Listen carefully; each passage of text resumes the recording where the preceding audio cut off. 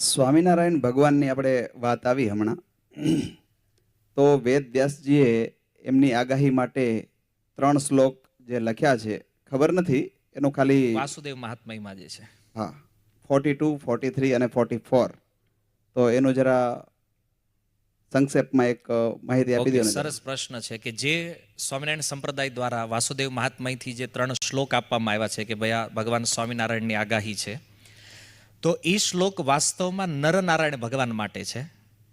પુરાણોની અંદર જ્યાં ભગવાનના અવતાર તત્વનું વર્ણન થયું છે, તો એમાં લખ્યું છે નારાયણ જે છે ભગવાન, એના જે અવતાર છે, તો એનું એ પ્રકરણ ચાલી રહ્યું છે જેમાં આ શ્લોકો આવ્યા છે. તો એ મૂળ વાત છે નરનારાયણ ભગવાનની, જેનો જન્મ ધર્મ અને મૂર્તિથી થયો છે. તો છે ધર્મ દેવા તદો મૂર્તિ, ત્યાં મૂર્તિ શબ્દ છે.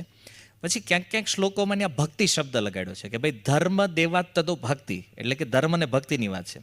પણ રિયાલિટી છે કે ત્યાં જે ચર્ચા થઈ રહી છે એ ધર્મ, જે સ્વયંભૂ મનુના વંશમાં એમની જે કન્યા છે આકુતિ, જેના વિવાહ રુચિ પ્રજાપતિ સાથે થયા, અને એના એ વંશની અંદર જે ધર્મદેવ છે, જેને 13 કન્યાના વિવાહ ધર્મ સાથે થયા, તો ધર્મ અને મૂર્તિથી નરનારાયણ ભગવાનનો જન્મ થયો છે.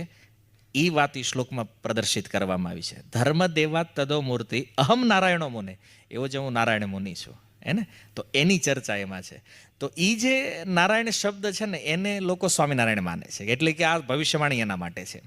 પણ હકીકતી નરનારાયણ ભગવાનનું વર્ણન છે. ધર્મ અને મૂર્તિથી જે નારાયણનો જન્મ થયો એની વાત છે ત્યાં.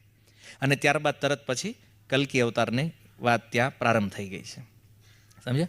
તો વાત એ છે કે એ જ નરનારાયણ ભગવાન ભવિષ્યમાં આ બધા અવતારો, જે આગળ બુદ્ધ અવતાર, કલ્કી, પછી એનું વર્ણન છે આગળ, તો એ અવતારમાં એ પ્રગટ થશે. આ વાત છે. તો ઘણીવાર એવું થાય કે ભાઈ શાસ્ત્રોમાં શું છે કે શ્લોકોના અર્થ જ્યારે આમથી તેમ થાય ને તો એવું લાગે